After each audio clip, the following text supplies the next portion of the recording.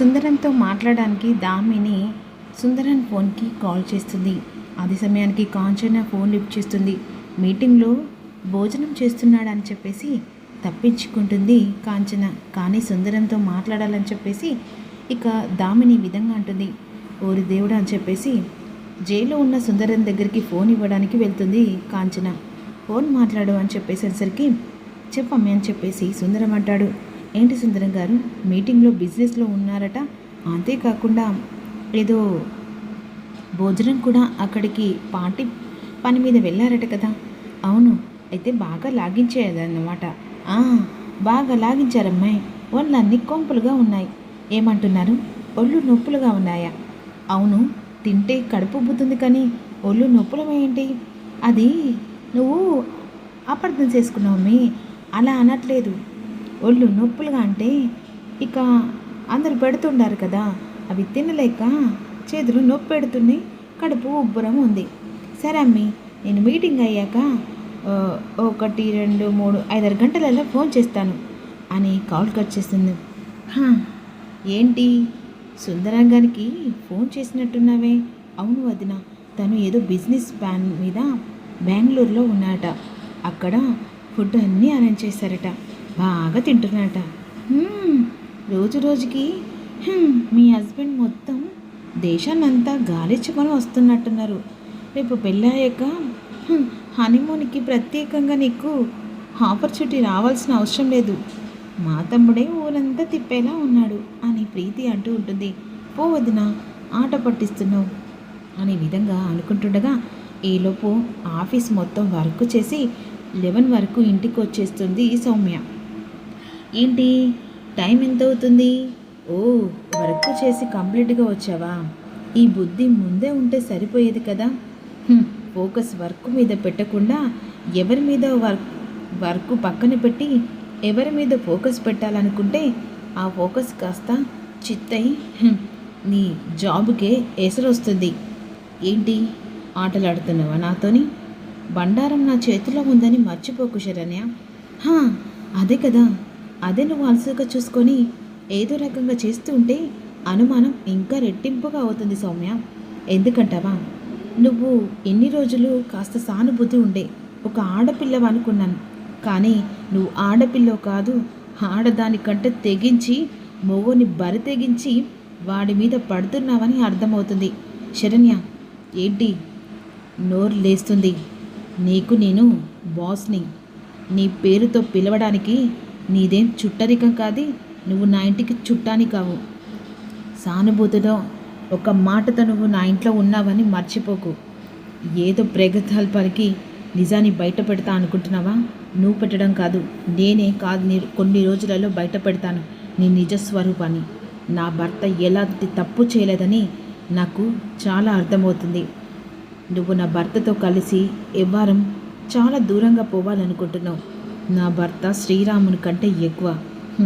ఒక ఆడపిల్ల జీవితాన్ని అలా చేశాడని చెప్పేసి నువ్వు డప్పులు కొట్టుకుంటే సరిపోదు సౌమ్య.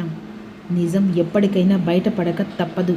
కాస్త వెనక ముందు ఇదంతా చూస్తూ ఉంటే నువ్వు పక్కగా ప్లాన్ చేసి ఇంట్లో అడుగు పెట్టినట్టుగా అనిపిస్తుంది. కూపి లాగుతా నీ నిజస్వరూపాన్ని అతి త్వరలో బయటపెట్టి ఏ చేతులతో నేను ఇంట్లో అడుగు పెట్టేలా చేసినా ఇదే శరణ్య మళ్ళీ ఇదే చేతులతో నేను బయటికి గెంటేలా చేస్తాను అని ఈ విధంగా అంటుంది. చెప్తా నీ సంగతి, నేను ఏదా కాదు, ఎలా చెప్పానో అలా చెప్తా. ఇక తెల్లారితే పెళ్ళి హడావిడి. అందరూ ఇక ఇంట్లో పెళ్లి పనులు మొదలవుతూ ఉంటాయి. మరోవైపు జైల్లో మాత్రం ఊచలు ఎక్కుంటూ సుందరం ఉంటాడు. ఇక అలా సుందరం ఉన్న తర్వాత ఇప్పుడు ఎలా అమ్మా, వీడి పెళ్ళి హడావిడి అన్నీ త్వరగా జరిగిపోతున్నాయి. చక్కగా పెళ్లి టైంలో పీటలెక్కాల్సిన వీడు అసలు జైల్లోనే మగ్గుతాడేమో అని భయంగా ఉందమ్మా అనే విధంగా అనన్య అంటూ ఉంటుంది. ఎట్టా అయినా సరే వీని ఈరోజు బయటికి తీసుకురాంది అసలు వదిలిపెట్టే ప్రసక్తే లేదమ్మా. ఆ ఎస్ఐని మబ్బు పెట్టు మాల పెట్టు మాయ చేసి ఏదో ఒకటి చేసి సుందరాన్ని బయటికి తీసుకొస్తే పీటల మీద కూర్చుంటాడు. లేకపోతే ఊచల మీద కూర్చుంటే నిజం బయటపడేది కాకుండా ఆనందభైర స్థితిలో మనం ముగ్గురం సేవాలవుతాం అనే విధంగా కాంచన అంటూ ఉంటుంది. ఎలాగైనా సరే పెళ్లి మండపం వరకు వీని ఇక్కడి నుంచి తప్పించి తీసుకొని వెళ్తేనే ఆ పెళ్లి జరుగుతుంది. లేకపోతే ఆనంద భైరవి లోపలున్న పేగులను కూడా కౌంటింగ్ చేస్తుంది అని అనన్య అనుకుంటూ ఉంటుంది. ఈలోపు అందరి పెళ్లి కల ఉట్టిపడేలా ఇంట్లో రంగరంగ హ్యాపీగా ఎంజాయ్ చేస్తూ ఉంటారు ఆనంద కుటుంబం. ఇక తన చేతులతో అందరి పెళ్లి కళ మొత్తం ఉట్టిపడేలా అందరికీ మార్క్స్ తయారు చేస్తుంది ఈలోపు శరణ్య. తన చేతులతో చేసిన మార్క్స్లు తన సొంతంగా ఫేస్ నీటి కావడానికి, పెళ్లి కళ రావడానికి దామిని, ప్రీతి, ఈలోపు లీలావతి అందరికీ ఫేస్ ప్యాక్ చేసి పెడుతుంది. ఆ సమయం చూసుకొని ఎలాగైనా సరే వాళ్ళ ముఖాలు పెళ్లి కళ ఉట్టిపడడం కాదు, మోకాలు ఎర్రపడి బొబ్బలు వస్తాయి అనే విధంగా పక్కగా ప్లాన్ చేస్తుంది సౌమ్య. ఆ సమయానికి టేబుల్ దగ్గర తీసుకొచ్చి హాల్లో పెట్టి కిచెన్లోకి వెళ్తుంది. ఇక శరణ్య అదురుగా చూసుకొని ఒక ఇంజెక్షన్ తీసుకొచ్చి వాటికి ఇంజెక్షన్ ఇస్తుంది. ఈలోపు సౌమ్య అక్కడి నుంచి వెళ్ళిపోతుంది. అందరూ హాల్లోకి వస్తారు. అమ్మ శరణ్య, ఇక పెళ్ళికల్లా ఉట్టిపడాలంటే అందరూ మేకప్తో పాటుగా ఫేస్ కూడా క్లీన్ చేసుకోవాలి అన్నావు కదమ్మా అనే విధంగా లీలావతి పిలుస్తుంది. అత్తయ్య అన్నీ రెడీ చేసి పెట్టాను, మీరే ఆలస్యం అనే విధంగా అందరినీ కూర్చోబెట్టి ఫేస్ ప్యాక్ వేస్తూ ఉంటుంది. అందరు ఫేస్ ప్యాక్ పెట్టుకొని అదే సమయానికి ఈ దెబ్బతో పెళ్లి కల కాదు చావు కల ఉట్టి పడుతుంది. ఓసి శరణ్య, ఎంతలా అవమానించావే, ఈ అవమానానికి రివెంజ్ నాది. ఈ దెబ్బతో అందరూ నిన్ను చివాట్లతో ముంచుతారే, ఆ తర్వాత బాధతో నన్ను బాధ పెట్టిన దానికి ఇంతకంటే తెగించి చేస్తానే. నాకు దర్శన్ని దూరం చేసే విశ్వ ప్రయత్నాలు తెగ చేస్తున్నావు కదా, ఈ దెబ్బతో ఎంతలా అవమానపడతావో చూడవే అనే విధంగా అనుకుంటుంది. అందరికీ ఫేస్ ప్యాక్ పెట్టి ఇక కళ్ళకి చల్లగా ఉండడానికి కీరదోసకాయ పెడుతుంది. అందరు ఫేస్ ప్యాక్ పెట్టిన తర్వాత అదే సమయానికి సౌమ్య అక్కడ నిలబడుతుంది. అదేంటి సౌమ్య అలా నిలబడ్డావు, ఇక ఇంట్లో పెళ్ళి హడావిడి, అందరూ హ్యాపీగా ఉండాలి కదా, నువ్వు కూడా శరణ్య చేసిన ఫేస్ ప్యాక్ వేసుకో అనే విధంగా ఆనంద అంటుంది. అబ్బాయి నాకు అలవాటు లేదండి, ఇలా అలవాటు ఉండడానికి ఏముంది సౌమ్య, అలవాటు తెచ్చుకుంటే రాదు, అది చేస్తే వస్తుంది, అయినా వేసుకోవడానికి నీకెందుకు అంత బాధపడుతున్నావు, వేసుకో అనే విధంగా శరణ్య అంటుంది. అబ్బాయి వద్దండి నాకొద్దు అని అంటుండగా, పర్లేదమ్మా రా, అయినా అంత మొహమట్ట పడుతున్నావేంటి అని ఆనంద చేయి పట్టుకొని వచ్చి సోఫాలో కూర్చోబెడుతుంది. ఈలోపు ఫేస్కి అప్లై చేస్తుంది, అంటే ఫేస్ ప్యాక్ పెడుతుంది. పెట్టేసరికి అందరూ శరణ్య టైం అయిపోయింది కదా, ఇప్పుడు క్లీన్ చేసుకోవచ్చు కదా అని ప్రీతి అడుగుతుంది.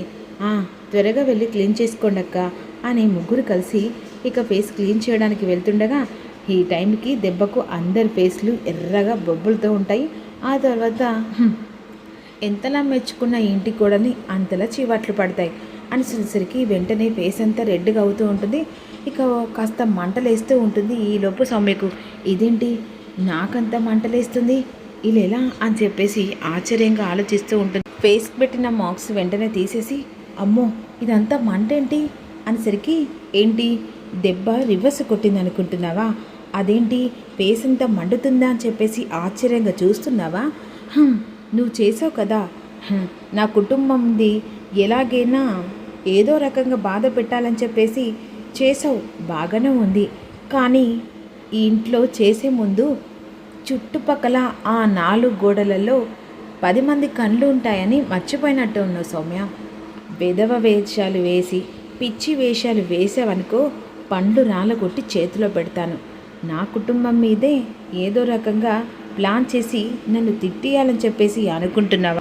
వెనకట సామెత గుర్తుందా, ఎవరు తీసిన గోతులో వాళ్ళే పడతారు. యాజ్ ఇట్ ఈజ్ ఇప్పుడు నీకు అదే జరిగింది. నువ్వు చేసిన పనికి ఆ ఫేస్ నీకే పెట్టేలా నేను చేశాను. ఇప్పుడు తాకిందనుకుంటా దెబ్బ, ఇంకొకసారి వెధవ వేషాలు వేసావనుకో చేతిలో పండ్లు కాదు రాళ్ళగొట్టి మెడలు పెట్టి బయటికి గెంటేస్తాను. అండర్స్టాండ్?